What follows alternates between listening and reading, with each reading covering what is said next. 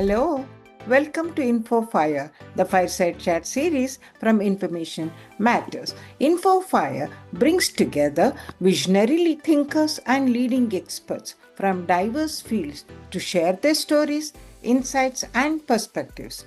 InfoFire is a pioneering format that blends biography and scholarship. Our goal is to blend the personal and the professional, offering a unique fusion of academic depth and narrative warmth. I am Shalini R, your host for this series. I am an academic with over 4 decades of experience in teaching and researching information. I also founded 2 educational institutions, the International School of Information Management, India's first high school at the University of Mysore with magnificent grants from the Ford Foundation, and the Myra School of Business, also in Mysore, India. Today, we are honored to welcome Dr. Christine Borgman, Distinguished Research Professor in Information Studies, University of California, Los Angeles, whose pioneering research on scientific data practices, information infrastructures, and information policy has been widely acclaimed for shaping the field of data science and informing national and international science policy. Dr. Borgman has authored over 300 publications across information studies, computer science, communication, and law, including 3 award-winning books from MIT Press. She has held visiting scholar positions at several leading institutions, including at Harvard University's Harvard Smithsonian Center for Astrophysics, Harvard Data Science Initiative, Berkman Klein Center for Internet and Society, Lund University, Sweden, University of Oxford, UK, Oliver Smithies Fellow, Balliol College, Oxford Internet Institute, Oxford Research Center, Digital Archiving and Network Services, Netherlands. She is a Fulbright Scholar, Budapest, Hungary, and she was also a visiting professor at Loughborough University, UK. Professor Borgman is a member of many boards and councils, including the Library of Congress, Scholars Council, the Board of Directors of the Electronic Privacy Information Center, and many more. She has previously served on the U.S. National Academy's Board on Research Data and Information, U.S. National Co-Data, and the Council of the Inter-University Consortium for Political and Social Research. She co-chaired the Co-Data XT Task Force on Data Citation and Attribution. She is and has been on the editorial board of many journals and publications. Currently, her board activities include the Harvard Data Science Review, PLOS One, Journal of Data and Information Science, International Journal of Data Curation and Policy and Internet. Dr. Christine Borgman has won numerous awards, honors, accolades, and distinctions. She is a fellow of the American Association for the Advancement of Science, Fellow, Association for Computing Machinery. She has won the American Publishers Award for Professional and Scholarly Excellence, called the PROS Award, for the best book in computing and information sciences in 2015 for her book Big Data, Little Data, No Data, Scholarship in the Networked World. Her book Scholarship in the Digital Age, Information, Infrastructure and the Internet won the Best Information Science Book of the Year from the Association for Information Science and Technology in 2008. Her book From Gutenberg to Scholarly Information Infrastructure, Access to Information in the Networked World won the Best Information Science Book of the Year from the Association of Information Science and Technology in the year 2001. She has also won Paul Evan Peters Award, CNI, Coalition for Networked Information, Association for Research Libraries, and Educa. She has won the Award of Merit, the highest honor presented by the Association for Information Science and Technology. She has also won the Research in Information Science Award by the ACSNT. She has been a legacy laureate of the University of Pittsburgh. She was elected to the prestigious American Academy of Arts and Sciences, joining the ranks of history's most influential thinkers across disciplines since 1780. Without much further ado, let's go over and have our conversation with Dr. Christine Borgman. Hello, Hi. Dr. Borgman. Welcome to InfoFire. In this episode of InfoFire, I have this distinct honor of speaking with Professor Christine Borgman, a towering figure in information science. Her pioneering work on scholarly communication, research data, and the architecture of digital knowledge ecosystems has profoundly shaped how we understand the production and sharing, and of course, the stewardship of knowledge in the 21st century. Our conversation today is going to be a deep dive into the evolving relationship between data, scholarship, and society. Christine, thank you so much for this opportunity. With your remarkable expertise and far reaching contributions, I'm truly honored to explore your insights through these following questions on the topic that I mentioned, particularly research data, its use, reuse, sharing, and its impact on the and also influence on the knowledge, emerging knowledge infrastructure. Let's begin with one of your recent papers, that is 2025 paper, titled From Data Creator to Data Reuser, Distant Matters. In this paper, I'm really very intrigued and interested in your statements and also your views on the importance of reuse. In addition to open science, open data, etc., always emphasize sharing of data. You have said in this paper that equally important or perhaps more important than just data sharing is data reuse. And you have also, I mean, rightly you have said that, data sharing is necessary, but not sufficient for reuse or reuser. So, and you have identified, 6 dimensions of the distance between the data creator and then the reuser. So my question to you is, what kind of, of course, you are going to explain about the 6 dimensions of distance, but my questions to you is, how can institutions and funding agencies practically address these dimensions, the gap between data sharing or between data creators and reusers? And also, could you please emphasize on, one of them? I mean, there have been many commentaries on your article, and you have addressed these comments in your recent rejoinder, saying infrastructure, intermediaries, and artificial intelligence. Naturally, today we have got to bring in artificial intelligence into any conversation. So I'm sure you're going to talk about what are your suggestions. Do you suggest cautious optimism around AI in this context of building and using knowledge infrastructure? That's a whole dissertation right there, Shalini. So, first off, thank you for the opportunity. This is a great chance, and I'm very impressed with the way that you managed to do such a deep dive into so many of my papers of recent years. So we'll try our best to build a coherent thread through them as much as we can.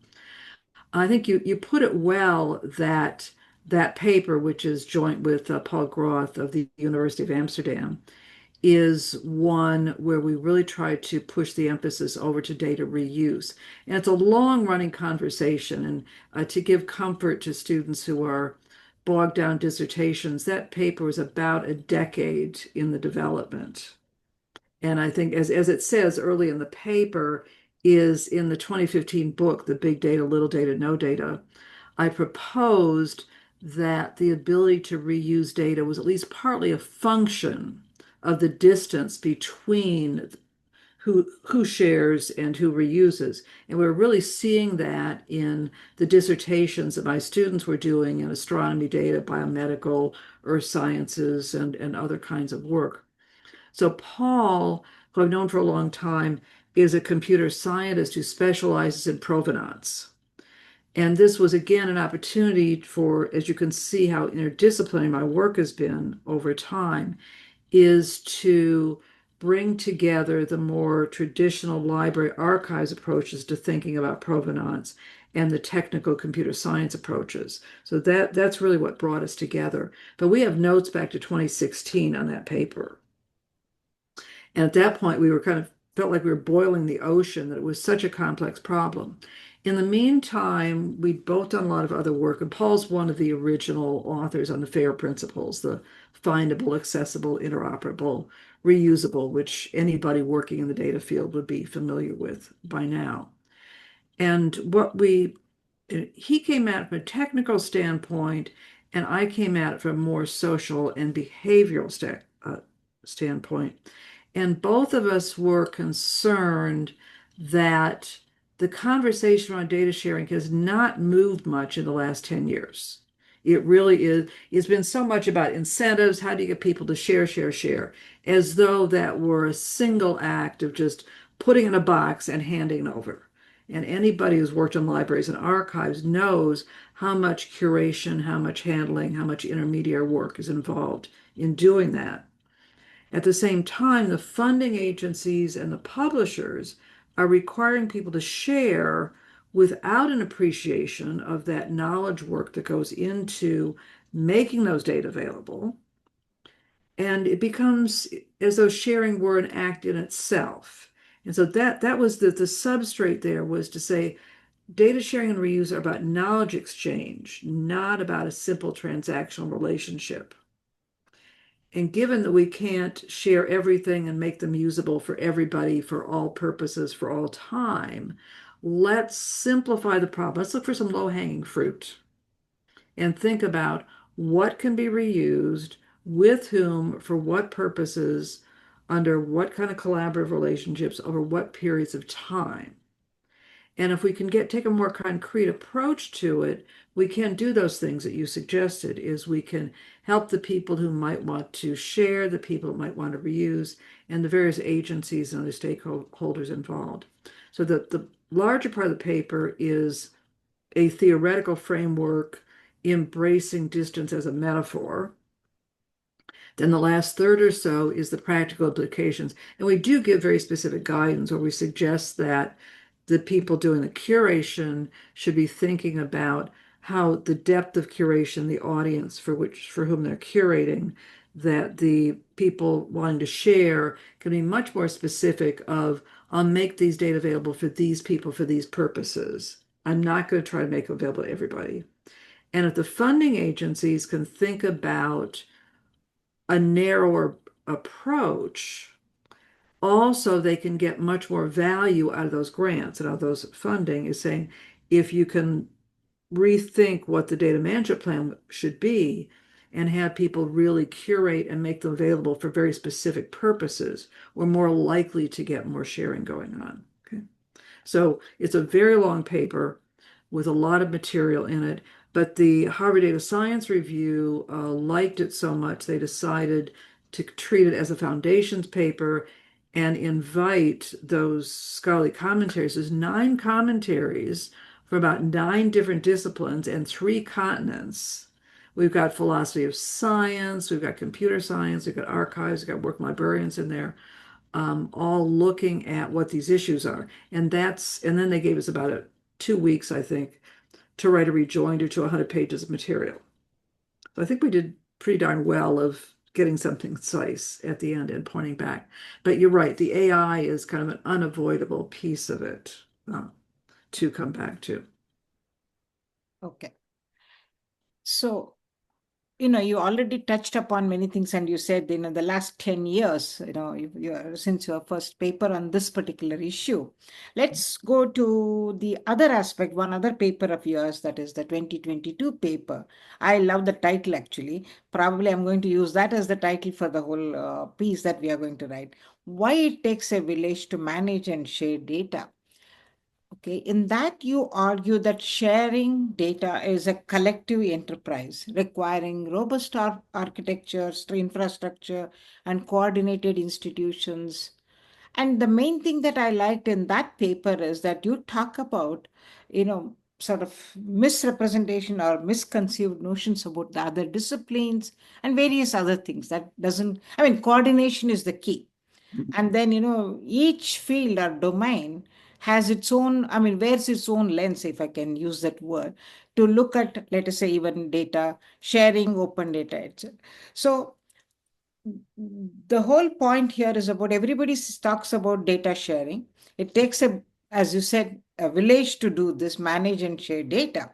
However, as it stands, even today, I think the responsibility, the primary responsibility lies with the principal investigator, right? Even today, it hasn't changed much since you wrote in 2022.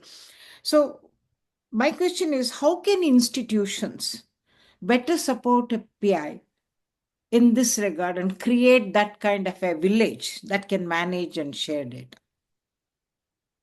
Well, that's part of what Phil Bourne and I tried to do in that paper. And again, I think it's useful to get some background. Mhm. That paper is it's part of a special issue you'll find at the Harvard Data Science Review that came out of the National Institutes of Health new data sharing plan, data management plan that was 20 years on. So 2003, 2023 was the second one. They had the National Academies convene a group of people in a 2-day forum to say, how do we actually implement this? Phil and I were both part of the organizers of the forum. And he's somebody he's currently the Dean of Data Science at Virginia. He was the first chief data officer of the NIH. He's computational biology, founded Force 11, things like that. So again, it was a chance to bring together two people who had very different backgrounds and interests in approaching a problem. And um, I think we got a lot of attention for that paper, and besides the fact it's a clever title, which does help along the way. But what we found is kind of everybody's passing the buck, or pick your currency, onto somebody else to Mhm. get it done. And it's really some of the same problems we were dealing with in the distance paper is let's not look at this as simply a transaction. Let's look at it as a community issue. And there's no point in sharing the data unless they're really useful to somebody else. So that's really, again, where Phil and I ended up was trying to also dig into some of the economics of it, is that it's a commons problem. And I don't know how, I think the information science community could be even more invested in some of these issues. Something is a commons problem when you have free riders. Yes. And this is very much that kind of thing is, the PI or somebody's got to put the work in to make those available, and then other people can use them without putting some comparable amount of work back in again. And people are unwilling to put mass amounts of work into something they don't get some direct feedback or exchange for. So it's finding ways to get a better exchange is a real issue. We've also argued that the universities that are making bigger investments in data management and data reuse are going to be, like the universities with the great libraries, are going to be the ones that are more attractive to scholars, more attractive for funding if they've got the infrastructure to make it available. So a lot of these things come back to investing in infrastructure.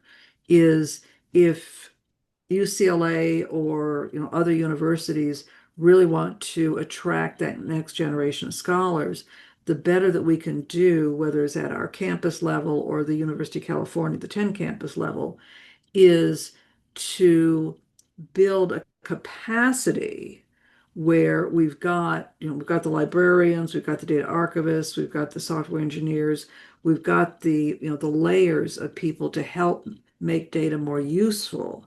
That I think that's the step forward. Those are universities that are going to compete in the next generation of science. Okay. See, since you mentioned this aspect of free riders, well, that's one of the issues that's always with, whether it is open access, open data, or open science, etc. People are going to talk about what does it need for me, right? Right. That is principal, whether it is the PI or anyone who is sharing data, because I have had similar experiences some 25 years back when I was trying to build the electronic thesis and dissertations with Right. the India, right? Everyone was okay, your idea seems great, but why should I share it, right? Right, So yes. same questions in a way re-emerge here in the context of open data, etc. Mhm. So that way, as you mentioned, universities are the ones which are generally, an important piece of this infrastructure, right? Mhm. So in one of your other paper that is published in Science, you discuss how universities can be data rich, data poor, or sometimes even intentionally data blind as well. I like the title too, data blind, right?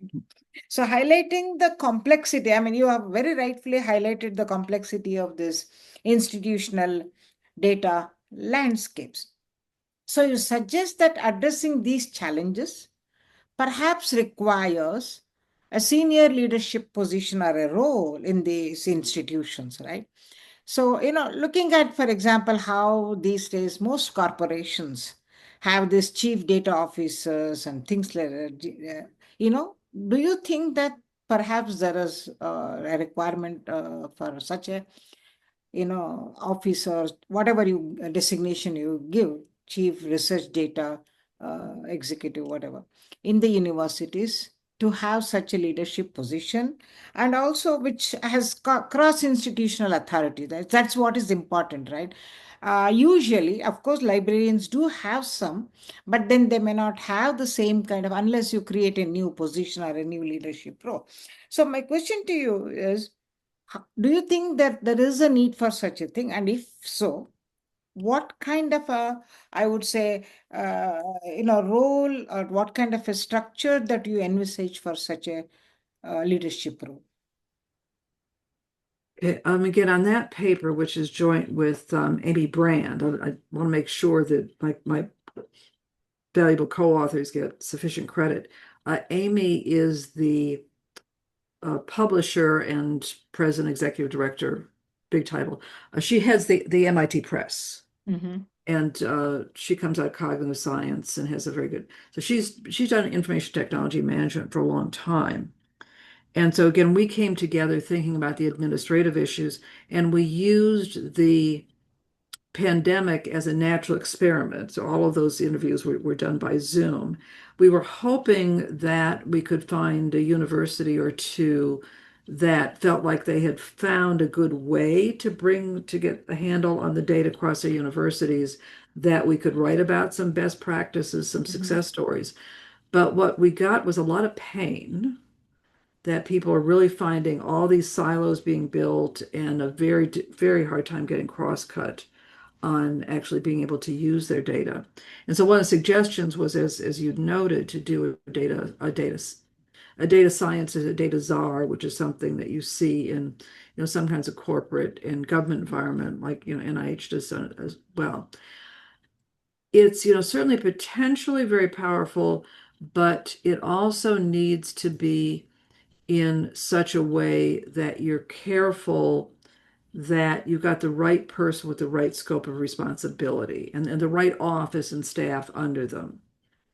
On the one hand, it could be under the library, but only if the library has that kind of relationship that Phil and I were calling for, where if you've got the university library staff and the head, like the vice chancellor, vice president for research, and has the computer center all on the same page. If those entities are willing to see that as a commitment, then you're going to be able to build that infrastructure. Where all too often those parties are at odds with each other and protecting territory. So similar, like with privacy, UCLA had a chief privacy officer for many years who was just retired. And as long as that person was in a very good policy position and under academic computing and had good access to the academic senate and could convene a broad base of people, were able to do fabulous work. But a lot of chief privacy officers are either under the legal arm and they become enforcers and compliance officers, or they're under computer science and they become cyber infrastructure enforcement technology people. So it'd be one thing to say, yes, we should have some in that position, but they need to be someone enlightened enough to think about infrastructure and knowledge exchange and getting parts of the institution to work together. If it's a convening office that's focused on building infrastructure, then I think it'd be very promising. If it's an enforcement office, I think we risk only making those silos worse. Okay. So what you're suggesting is that it should be under, let's say, cyber infrastructure, research infrastructure, whatever the name that you would like to give within the institution, right? That should be the one where this chief data, research data officer's position or rather role should be, right? And what kind of a governance structure would you envisage for that? I mean, because you need to incentivize and get everybody's buy-in, right? And also, I mean, be more practical in the sense, be able to implement all this policy. There is a policy, there is also the implementation, there is also getting the buy-in. So it's a like, multitude of roles within this. Just like, of course, in a sense, library, but here the focus is perhaps more on research itself rather than just library. Right. Well, now also understand that we've got, research data is my primary interest, and Amy Brand is interested in administrative data as much as in the science paper address administrative data and research data as well. So it'd be one kind of position if you're thinking about just the research enterprise, then that could be more tightly coupled within the under the vice chancellor, vice president for research, and the libraries and the computer center. If you're also dealing with governance of records on individuals, personnel, human subjects data, uh, academic promotion, because those kinds of things we addressed in the science paper as well. You've got a different kind of expertise involved, but they're all very sensitive, and often it crosses the line between them. Somebody wants to do research that involves personnel records and involves library records. So you want a lot of different people at the table for this, but at the same time, not that so cumbersome. That's always been the challenge, is the academic senate wants to be involved, but the academic senate is not going to go to meetings every single week. It's going to be more of an oversight board. So you've got to find a way to keep the academic enterprise involved, but still have people who have some line authority who can get some things done. And that's not easy in universities. So according to you, I mean, based on your studies, of course, you have extensively studied how the situation is across universities. Can Mhm. you cite one or two good examples or exemplars of such a, I mean, position as well as an university where such a system exists? No. No? We went looking for it. At Okay. least as of the pandemic time, when we were looking for for some really good models. The paper has a lot of detail in it. We found some good examples of low-hanging fruit, and things could be done much better. One of the most salient examples that I found, most salient to me, was the example of getting course syllabi more widely available. Mm-hmm. And everybody wanted that, probably except the faculty who write them. Back to your example with the electronic theses and dissertations, is the the dean of graduate and undergraduate study would really like to have that overview of what all of the courses are being taught, because then you can see, wait, we're teaching this stat course 15 times in different departments, but we've got this, key policy or economics class or data science class that's only over here. Why don't we duplicate it and have it for this kind of audience as well? They don't have that overview. Okay. And if the library could have that overview of what's being taught, the library could do a much better job of collection development and mapping strategically over time. If the graduate students could see not only past syllabi but future syllabi, they could plan their next courses and not miss the one time this course can be offered before somebody goes on sabbatical, for example. They would love to have that. and all kinds of other information. But at the moment, in most universities, the syllabi is locked inside the university course management system and it's available only to the students currently enrolled. Okay. So you've got a lot of things like that, a low-hanging fruit. And the problem is not the technology. The technology to open that up is trivial. It's all about the policy. Okay. And very often people took anything. When I was running the system-wide academic computing and communication for the 10 campuses of UC, somebody in the provost's office came to us because they wanted to they wanted to build a database of all the core courses across in different fields. And they didn't understand that the notion of core course Mhm. is one of the most fundamentally, I mean, it's war within faculties of who gets to name what the core course is. And they thought it was something that they could just classify, not that it was something where people will really put a stake in the ground over what's core to their field and what's peripheral in their field. So again, it's classification, but it's understanding the social infrastructure it takes to build these relationships. See, now that you mention about it's not about technology, it's about policy. Let me go back to, one of the commentaries on your data reuser paper was, I think, by Amelia Acker. She talks about, the platforms. I mean, Right. primarily Figshare or any of the platforms, Mm. right?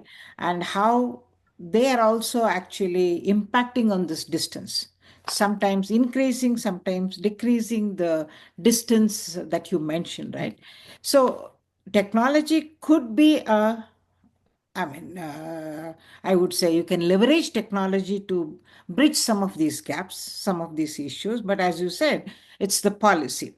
But how do we kind of, use this technology that's available today, whether it is the infrastructure? I mean, I like your use of the word invisible infrastructure, right?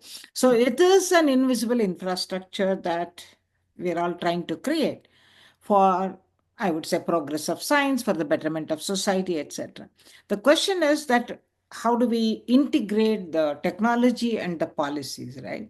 So, are there any such, I would say, again, I would go back to, you can cite some good policy examples? Well, I mean, we have massive bibliographies in these papers, and I don't think reading the paper to you would be Okay. that useful at this stage. Is particularly the distance paper. We went through that in great detail and we pointed to a number of positive examples and negative examples. And we also went back to some early work that we did with Paul Edwards and Jeff Bowker and Steve Jackson and other on a paper called Science Friction, which is, again, probably so well cited because it's a clever title that gets picked up. But the idea there that technologies and policies can create friction between parties working together, but they also can be used to lubricate. Yes. And so there was also a thread that came all the way through the distance paper trying to identify places in which policies or technologies could either cause friction or lubricate. And that was the idea of the distance of bringing together. So that paper is full of examples of those kinds of places. Okay. In fact, in one of your early papers, that is 2018 paper about open data, gray data, and stewardship, you Mhm. mentioned about these tensions, right? So Right. tensions, you also about data governance, all of these issues, the risk, and you cite the example of University of California as a leader in Mhm. navigating these tensions. Do you think that it is still a leader, or the others have followed suit, or do you think that's a good example? Well, it's certainly been a good example over the years, is that, back in by the late 1970s, UC had policies in place that said we do not monitor, traffic on the network. Mhm. If there's a legal breach and that comes in and says you have to identify someone and there's a warrant, obviously we'll comply with the law. But the default is that the network should be open. We're very concerned about chilling effects of people not using technology, not using the networks because they're afraid of being monitored. Okay. And that's a growing concern. I think part of what we developed in that policy that started at UCLA, and we worked on implementing it across the UC system, and has been widely adopted elsewhere, was to make a more clear distinction between information privacy and autonomy privacy. And we didn't invent that. It's if you read the law, there's those distinctions are in the law under various names. But information privacy is the part that people tend to think of as information about me. You know, can they get my driver's license, my credit card information, my home address, the doxing, and so on. Where autonomy privacy is much more of that right to be left alone, the right to do things without being watched. And that's very important to academic freedom and intellectual freedom, is we need to be able to do our research and investigations without people looking over our shoulders. Okay. And so, I mean, the whole open science idea has a real temporal aspect to it. You know, things should be open once you're ready to publish them. But until then, when you're writing grant proposals, when you're doing your research, that's proprietary information. And we want to protect that, and that's the autonomy privacy. So we really fleshed that out, and the fact that, you know, this was again the sort of like what you were asking about the data czar position is building that policy. We had the academic senate, the campus legal council, and members of the staff who were responsible for managing the technology and the records all together at the same table, sharing common interests. I think, you know, and that's why that policy development was so effective, because you had the people who were involved, the different stakeholders together to look at that set of issues. So you've been involved with many studies, but particularly with the astronomy project and Do Stars Align and library culture of data, curation, etc. You explore this collaboration between libraries, large-scale scientific projects like the Sloan Digital Sky Survey, and many of these things, right? So these studies, again, going back to this tensions issue, arising from the, as you call it, as misaligned strategies, institutional roles, etc. So could you elaborate on the key organizational or cultural factors that influence collaboration? That is, sort of, as you said, lubricate collaborations. Oh, wow. Many books have been written on that topic, as you know. Okay, let's step back because those are some of the astronomy papers, and I've been embedded with astronomers for about 20 years now, and that's been much of my writing in the recent years. And what I'm working on right now is about astronomy and research data. And on the one hand, astronomy has the richest infrastructure of any field I've studied. There's a lot of reasons for that. It's physics rather than biology. You really can draw some more clear boundaries around a field and around the science and around the biology. It's much more broad. And there's actually a set of journals. They agree these are astronomy journals, and they're all indexed in one place, the Astrophysics Data Service. And they have multiple other large databases around the world that all interoperate with each other, that have classification systems of classifying objects and classifying data sets.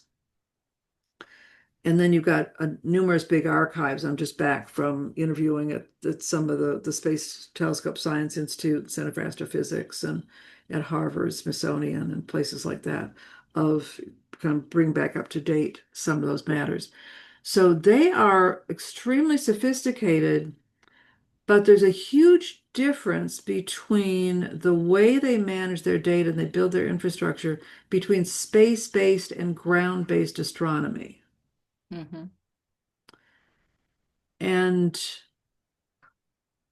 from outside the field, that would not be at all obvious. It took me a long time to begin to see where those lines were. Before you launch the the Hubble Space Telescope or the James Webb Space Telescope, they pretty much got the archive built. Okay. Mhm. Because they're expecting the data, they know what it looks like, it's going to come streaming in. Both of those go to Space Telescope in Baltimore.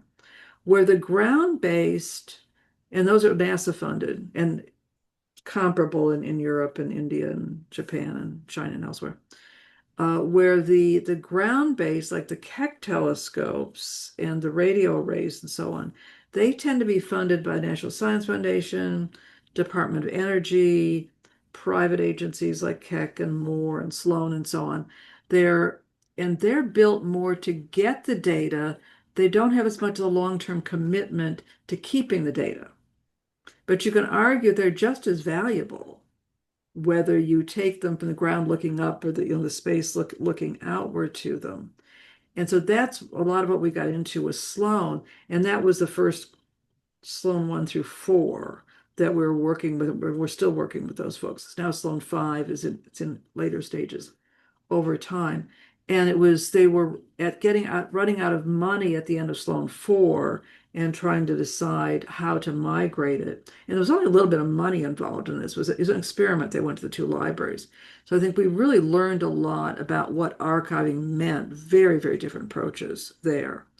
And I'm just finishing coding an interview I did with people currently involved with the Sloan Digital Sky Survey who spent the last 2 years already migrating all 5 Sloan versions into the MASS, the big Mikulski Archive for Space Telescopes at Baltimore. So it's ground-based, but they made a contract to move it in there because it's such an important data set. It's the first digital all-sky survey that was open, create open data.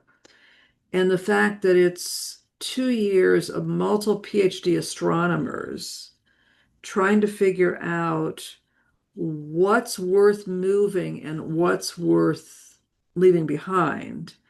I mean, it is a collection development course like you never got in your MLIS program. And they are figuring out collections and archiving at a very domain specific level. So it's not surprising what a struggle these libraries had. They had a very short period of time and a little bit of money to try to figure this out. They're much more prototypes.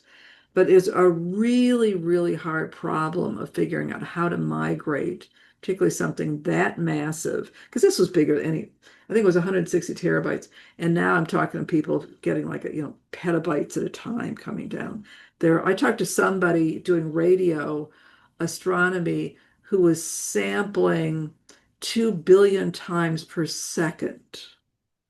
I mean, the amount of data these people is just mind-boggling. And yet somehow you've got to reduce it to something manageable, decide how long you could keep it and migrate across. There's no simple answers here. But I do, I've taught courses at UCLA for many years in data science, and Jillian Wallace, who's my PhD grad, took over some of them. But they have not, since I took my pension, I was hoping they would build up that expertise and do more.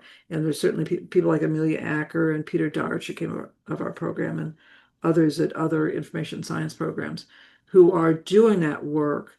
But it's such a rich playground in terms of knowledge and infrastructure and curation and collections. And we're talking about what is a document, and what they're trying to do with artificial intelligence and large language models, classifying telescope bibliographies. I mean, this stuff should be in every introductory course in MLIS program. And I just wish we would make a bigger investment than we have in these areas. I mean, astronomy is, of course, one of those.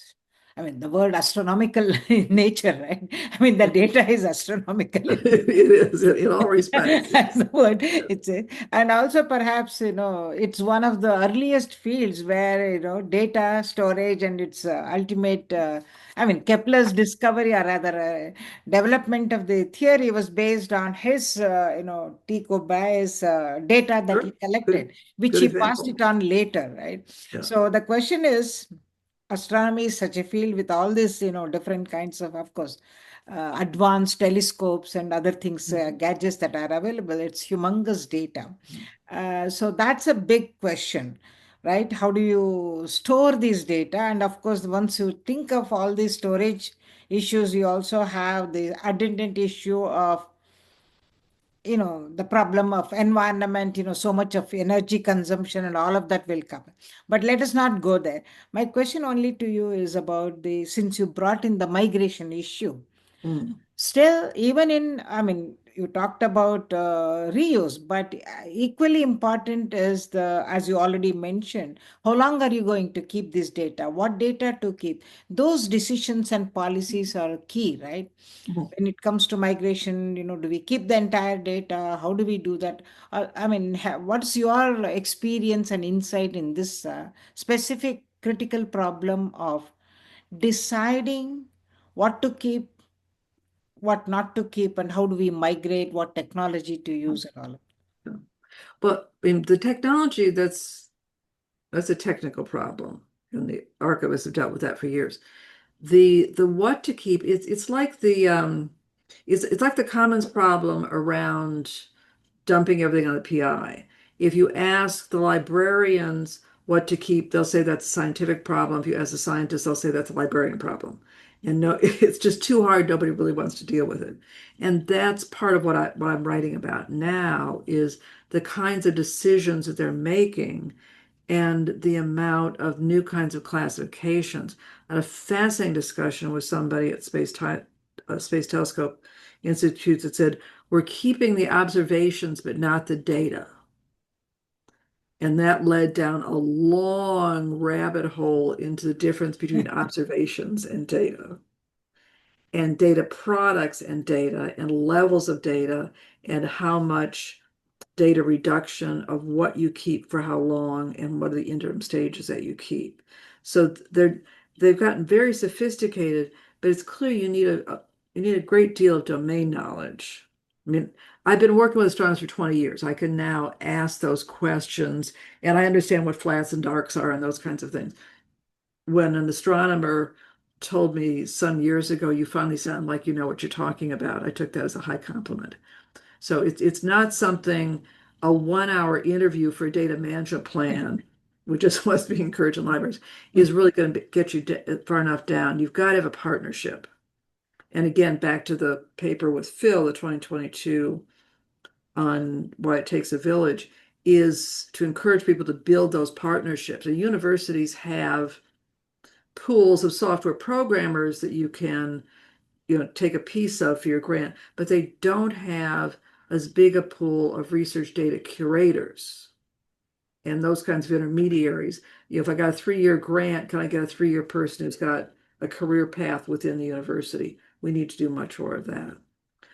There's another piece of it I think we want to be sure to talk about around the infrastructure and the migration is the risk of loss of current data archives. It's happening right now. I gave a couple talks, one at Harvard and one at Johns Hopkins on this trip at their request about how we should be thinking about these databases that are being defunded. And when they're defunded, it means that they either go dark or they get frozen at some point in time. There's data rescue efforts underway of, can we take the bits and move them someplace else? But moving bits into a dark archive, freezing them. There's even a service called Glacier that you can get through some of the clouds where you freeze them, but you can't get, cost you money to get them back out, but you can, in case of emergency, get them back. That's very different than keeping the infrastructure. So if you think of something like PubMed Central or the Astrophysics Data Service, it's a digital library, but behind it is a series of pairwise contracts between that archive and all of those publishers. Every single one of them says, we will deliver these things in this form, this long after publication. You have the rights to post them, but not the rights to do this kind of data mining on them, and so on and so forth. keeping the bits is not the same as keeping those contracts and keeping that interface. I use an example that those slides are posted on my e-scholarship site, is that there's a NASA site on socioeconomic data that lost its funding in March. The site says these data are no longer current as of March 7th. Are you going to trust the entire database if you know it's not current? And if you know it might go down tomorrow Yeah. after a major upgrade. So we need to think about not just keeping the bits. We need to think about maintaining the infrastructure to support the bits, because that's where the knowledge is. Okay. So you mentioned about, of course, partnerships, and of course, in your projects that many projects that you have done, you have straddled, different disciplines, so partnerships and disciplines. So you swerve towards interdisciplinarity, right? Most all of you are, and you have had this experience collaborating with so many different disciplines. I mean, people from different disciplines. So my next question to you is, what are the challenges and the delights of working with different disciplines or interdisciplinary groups? The challenge, that's a good way to put the challenges and the delights, is I think it's also the opportunities. And I think that's the great privilege we have of being in the information field, is that, one day we get to be on astronomy team, the next day on art history team or digital humanities team or a, social sciences team doing archaeology or whatever. And with my wonderful students over the years, had the privilege of working with many. I think the main challenge is you just have to do the homework to learn enough about the field to do it. I mean, I can't tell you how much I have read and listened to and studied in physics and astronomy to be able to work with those data. When I started working in geography, I sat in on the, introductory geography courses for fall, winter, and spring terms, to get enough domain knowledge to be able to do it. If you walk into somebody else's field and think that you can kind of suss it out quickly, you're only going to insult them. And we've all had people think that volunteers should run libraries because there's no there, okay, as opposed to being a deep intellectual history. So you got to respect the intellectual history and learn enough to get what's called like a pigeon language for collaboration. Is again well known in collaboration studies. You've got to find some common ground, and that takes a while to get there. But once you do, you begin to learn from each other, and you get insights that you just wouldn't get if you're only working with people in your own field. But it's overhead. You have to invest in the overhead to get there. Christine, across your distinguished career, from digital libraries to data science to knowledge infrastructures, right? You have authored, of course, three award-winning books as well, received numerous awards and honors. So, through these many intellectual pivots, what has remained your central focus or compass, intellectual compass? I think the intellectual compass is a combination of knowledge exchange Okay. and seeing knowledge exchange as a fundamentally social process rather than a technical process. And you're looking for that human element. And I got interested in infrastructure a very long time ago because it became clear, as you know from my background, I started in math and computing and then went into the libraries for the masters and built systems and ended up with the communication PhD. So I got this very funny hybrid mix, is that the technology is the friction, and we're looking for ways to lubricate that so that you can actually get the knowledge exchange. So I think that's that human layer and the policy layer have carried me all the way through. So, what questions continue to fuel your curiosity and drive your scholarly work over the 40 years or whatever number of years, let's say? Uh, But the questions are still around these is, what is infrastructure? How do you build a knowledge infrastructure? Where are the points of fragility? Where are the points of durability? What part of it is people? What part of it is technology? What part of it is domain knowledge? Thinking about, where do the algorithms and the systems and the people and the data all come together, and trying to parse those out in new ways. And I'm trying to do this deep dive into astronomy in a way that I can, pull the lessons back out and say, what can we learn from what they have accomplished and the rough roads that they've hit along the way to apply to other sciences and other domains. So it's that chance to work with really interesting people, and people have been very intellectually generous as well. We're willing to open their doors and their homes and their offices to people from other fields, and help them, and also at the same time, I think, help them appreciate what the information field brings to scholarship. I mean, we've definitely been underappreciated, and if we stay in our own little corner, we're going to continue to be underappreciated. One of the things that I did when I was teaching the data science courses is I gave students projects, team projects, where they needed to work with a professor somewhere else on campus to help them manage their data for some particular project. And not only did that process work very well for the students because they had to go in and ask those questions and realize how long it took to understand, but my colleagues who were willing to take my students got this much deeper appreciation for what the field brought to them, especially if they would, and most of them came to their final project presentations and learned. So it opened doors, those collaborations opened doors all over campus. I think we could have done even more with doing things like we could have, like the statistics department offers a service with its grad students of, helping you with your stat project. We could have done much more with opening the doors and having, lab projects of get the information science grad students help you with your data management plan. So I think there's so much more that we could do to show the intellectual power of the information field and where we fit in the university. I think there's much more we could do that we've not many people have done. Yeah, probably if you were just show by doing it, by Right. collaborating and showing, then, Mhm. we would be doing a lot more to the field of information science and the infrastructure or libraries, etc., than just talking about it, right? By Right. showing Yeah. that we can do.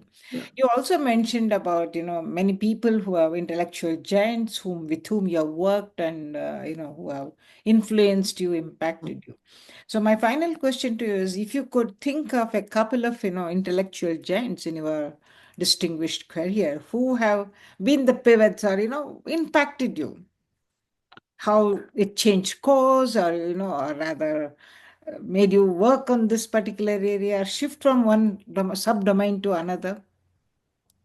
Um, well, a couple people say within information science, certainly Clifford Lynch, and who we've lost much too recently. And Mm. in your original set of questions, we were going to talk about the Yeah. the Festschrift piece that I wrote for him and was able to get to him just days before we lost him. Is Clifford is a node in a network, and I'm a central node in other networks as well. And the fact that we would meet multiple times a year at conferences or dinner table or here wherever, and we would just have these long conversations about where you been, what's interesting, what new ideas have you seen, what you read, and we would just have these fluid flows of knowledge that were so valuable to both of us because we were in just enough different areas. I will miss those forever. And Clifford went through drafts of all three of my books. You will find deep acknowledgments to them, just so intellectually generous. And Michael Buckland and Clifford and Michael did that seminar together. We went to the last seminar, May 2nd, that Michael did as a memorial intellectual honor to Clifford on the 1st of May. When I was finishing my graduate program at Stanford, had taken the job to start in the fall at UCLA.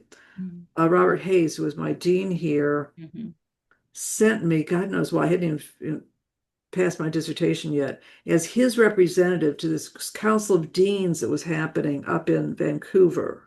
So this, graduate student gets to go, I haven't even shown up at UCLA yet. And I flew up with Michael Buckland. Oh, And okay. he sat next to me on the airplane and said, here's the list of people who are going to be there, and told me about every single person and said, you're invited, you have just as much right to be here as anybody else. And he just opened doors for me. And, again, he's been a mentor to so many people over time. So, there's people like that, and Robert Hayes, who had hired me, Bill Paisley, my dissertation advisor at Stanford, again, gave me an hour every single week when I was writing my dissertation. Just the time to do it. But there's been people in astronomy. Alyssa Goodman has been a close friend. We met at very early science meetings, and she was thinking about data and knowledge and infrastructure. And we've kind of tracked all the way through. Andrea Ghez, that I've been working with here for 15 years or so. And we had one dissertation out of working with her before she got the Nobel Prize. Mm-hmm. And so, continue to work with her. Just being able to work with so many people who are members of the American Academy. They've got the top awards, but they're interested. They don't realize they have a data problem until you start asking them hard questions about what are your data. There's a case study in the Big Data, Little Data book with Stefano Zacchetti, who studied third to fifth century Chinese Buddhist manuscripts. And that started as a dinner question of what are your data? So again, intellectual powerhouse, and we lost him during the pandemic, sadly. Yeah. But it's, I could go on, but I'll stop there. I know we're running out of time. I know. But it's just building these friendships, these partnerships has been probably the most rewarding part of the career in this field. That's true. And end of the day, it's about networking, and also building those strong Yeah, relationships and then, right. You and partnerships. I have known each other for at least 20 years Yeah, as well. I know. So. And then we find some excuse. I don't know when we met in person, maybe. Were you there in Gold Coast JCDL ICADL conference? I don't remember. I was there, Yeah. and Ed Fox and I did the first joint conference on digital libraries together. He was Yeah. general chair and I was program chair. Yeah. So Okay. Thank you so much, Christine, for this opportunity to interact with you and then capture some of the insights and personal stories, etc., regarding this very interesting topic of research data sharing, reuse, etc. So, thank you so very much. We hope to meet. Let's meet sometime, somewhere. I hope Let's. so. Good. Okay. Okay, Lovely to in see you person. even on Zoom. Okay. Take care. Okay, thank you. Take care. Bye. Bye.